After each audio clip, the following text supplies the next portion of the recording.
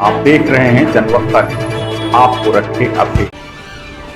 नमस्कार, जनवक्ता न्यूज में आपका स्वागत है। मैं हूं पुष्पेंद्र। आज की एक बड़ी खबर जो दिल्ली से है, जहां दिल्ली सरकार ने प्रदूषण के खिलाफ जंग में एक बड़ा और सख्त कदम उठाया है। जी हां, दिल्ली की मुख्यमंत्री रेखा गुप्ता ने ऐलान किया है कि 1 नवंबर से, जी हां 1 नवंबर 2025 से दिल्ली में केवल इलेक्ट्रिक वाहन, सीएनजी और BS6 वेरिएंट के जो पेट्रोल वाली गाड़ियां हैं, सिर्फ उनको ही प्रवेश की अनुमति होगी। ये नियम खास तौर पर कमर्शियल वाहनों पर लागू होगा और इसका मकसद है कि दिल्ली की हवा को और स्वच्छ और सुरक्षित बनाना। दिल्ली जहां हर साल सर्दियों में वायु प्रदूषण एक गंभीर समस्या बन जाता है, अब इस नए फरमान के जरिए सरकार प्रदूषण के खिलाफ एक ठोस रणनीति लेकर आई है। मुख्यमंत्री रेखा गुप्ता ने वायु प्रदूषण समन योजना 2025 लॉन्च की, जिसके तहत पुराने और ज्यादा प्रदूषण फैलाने वाले वाहनों पर पूरी तरह से रोक लगाने की तैयारी, खासकर उन डीजल और पेट्रोल वाहनों पर जो BS6 मानकों को पूरा नहीं करते। दिल्ली की जनता और बाहर से आने वाले वाहन चालकों के लिए, जो दूसरे राज्यों से आते हैं दिल्ली में, ये एक चेतावनी है। अगर आपकी गाड़ी 10 साल से पुरानी डीजल या 15 साल से पुरानी पेट्रोल वाली है, तो इसे एंड ऑफ लाइफ वाहन माना जाएगा। ऐसे वाहनों को न सिर्फ दिल्ली में प्रवेश से रोका जाएगा, बल्कि पेट्रोल पंपों पर भी इन्हें ईंधन नहीं दिया जाएगा। दिल्ली सरकार ने इसके लिए ANPR यानी ऑटोमेटिक नंबर प्लेट रिकॉग्निशन कैमरे लगाने का फैसला किया है, जो शहर के प्रवेश द्वारों और पेट्रोल पंपों पर विशेषकर लगाए जाएंगे और ये वाहनों पर नजर रखेंगे। दिल्ली सरकार का यह कदम न केवल प्रदूषण नियंत्रण के लिए है, बल्कि ये इलेक्ट्रिक मोबिलिटी को बढ़ावा देने की दिशा में भी एक बड़ा कदम। सरकार ने मेट्रो स्टेशनों पर 2300 इलेक्ट्रिक ऑटो तैनात करने और 18,000 EV चार्जिंग पॉइंट्स स्थापित करने की योजना भी बनाई है। इसके साथ ही 10,000 इलेक्ट्रिक बसें भी दिल्ली की सड़कों पर दौड़ेंगी। लेकिन सवाल यह है कि क्या दिल्ली की जनता और दूसरे राज्यों से आने वाले वाहन चालक इस सख्त नियम का पालन करने के लिए तैयार हैं? दूसरे राज्यों से आने वाले ड्राइवरों के लिए ये एक सख्त संदेश है। अगर आप दिल्ली में प्रवेश करना चाहते हैं तो सुनिश्चित करें कि आपकी गाड़ी BS6, CNG या फिर इलेक्ट्रिक हो, वरना आपको दिल्ली में प्रवेश से रोक दिया जाएगा। दिल्ली सरकार ने साफ कर दिया है कि प्रदूषण के खिलाफ ये जंग अब और सख्त होने वाली है। तो आइए सुनते हैं रेखा गुप्ता का वो ऐलान जो उन्होंने किया है। वो वाहन प्रदूषण एक बहुत बड़ा पूरा कंट्रीब्यूट करता है एयर पोल्यूशन की दिशा में।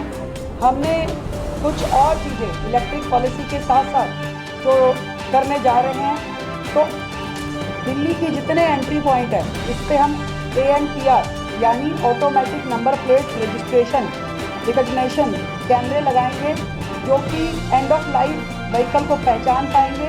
और जैसे ही वो व्हीकल इन कैमरास की रेंज में आएगा, तो पता चल पाएगा कि ये व्हीकल जो है pollution creating end of life vehicle हैं, तो तुरंत उन्हें ट्रेस करके उन्हें रोका जाएगा।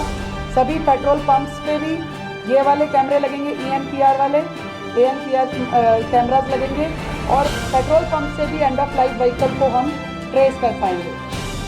दिल्ली की बाउंड्री वॉल में, दिल्ली की परिधि में कोई भी व्हीकल जो आएगा वो BS6, CNG या EV कमर्शियल व्हीकल होना जरूरी होगा 1 नवंबर 2025 से, ताकि दिल्ली में जो पॉल्यूशन का इतना भयंकर समस्या है, उसको मिल करके हम सभी कम कर पाएँ।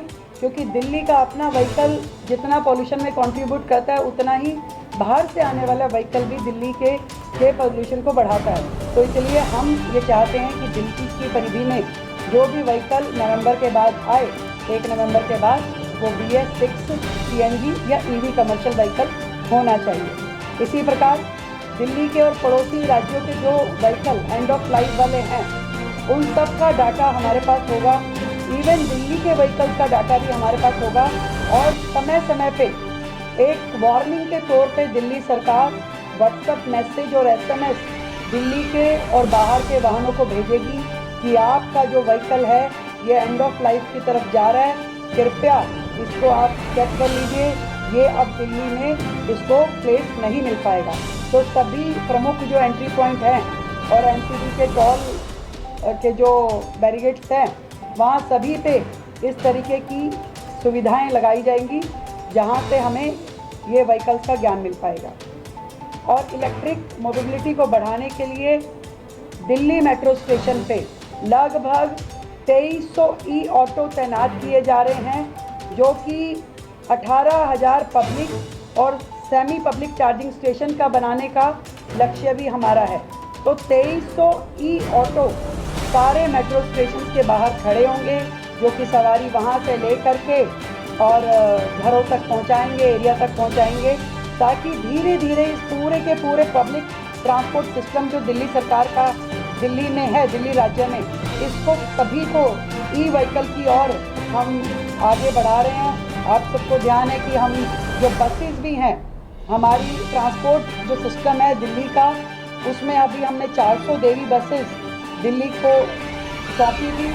अभी हम फिर से 5 जून को लगभग 200 बसेस और दिल्ली को सौंपेंगे और उसके अलावा इस साल के अंत तक कुल मिलाकर के 2080 इलेक्ट्रिक व्हीकल बसेस जो हैं वो दिल्ली की सड़कों पे दौड़ेगी।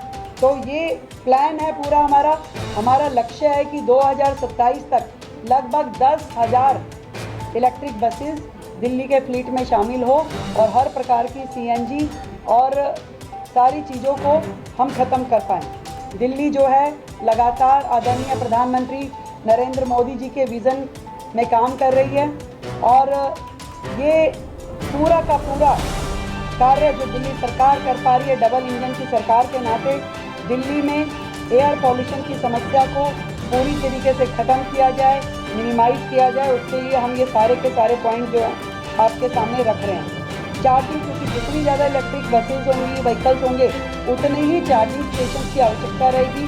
तो पूरी दिल्ली में हम जो है लगभग 5 लाख चार्जिंग स्टेशन प्राइवेट और सेमी प्राइवेट, 18,000 पब्लिक और सेमी पब्लिक चार्जिंग स्टेशन का लक्ष्य हमने अभी रखा गया है।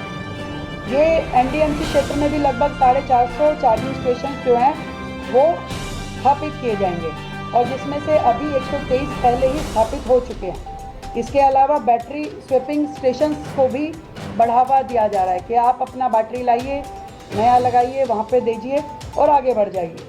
तो ये सारे काम दिल्ली में लगातार चल रहे हैं।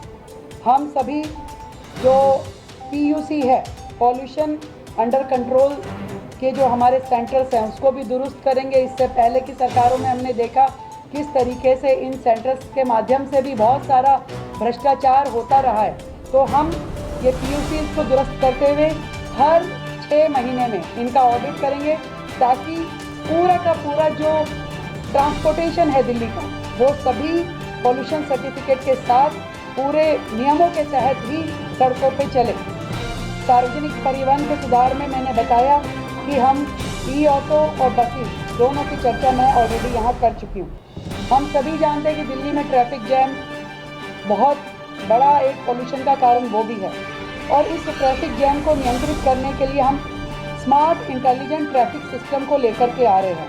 ट्रैफिक कम करने के लिए पार्किंग की भी उचित व्यवस्थाएं की जा रही हैं।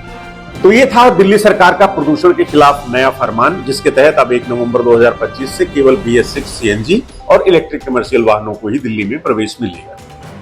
मुख्यमंत्री रेखा गुप्ता का यह ऐलान दिल्ली की हवा को साफ करने की दिशा में एक बड़ा कदम है, इसमें कोई दो राय नहीं है। लेकिन इसके साथ ही ये जनता और बाहर से आने वाले वाहन चालकों के लिए एक बड़ी जिम्मेदारी भी लेकर आएगा। इस योजना के तहत न केवल वाहनों पर सख्ती होगी, बल्कि सरकार क्लाउड सीडिंग, स्मॉग गन और 70 लाख पेड़ लगाने जैसे अभियानों के जरिए भी दिल्ली को हरा भरा और स्वच्छ बनाने की कोशिश कर रही है। लेकिन असली सवाल यह है कि क्या ये सख्त नियम दिल्ली की हवा को वाकई साफ कर पाएंगे और क्या जनता इस बदलाव को अपनाने के लिए तैयार है? दिल्ली सरकार का यह कदम निश्चित रूप से एक साहसिक पहल है, लेकिन इसके लिए जनता का सहयोग और जागरूकता दोनों बेहद जरूरी है। हम सभी को मिलकर इस दिशा में काम करना होगा ताकि दिल्ली की हवा फिर से सांस लेने लायक बन सके। आप इस मुद्दे पर क्या सोचते हैं? हमें कमेंट्स में जरूर बताएं। जनवक्ता न्यूज में एक नए एपिसोड के साथ आपसे हम फिर मिलेंगे। तब तक आप अपना और अपनों का ख्याल रखिए। धन्यवाद। जनवक्ता न्यूज।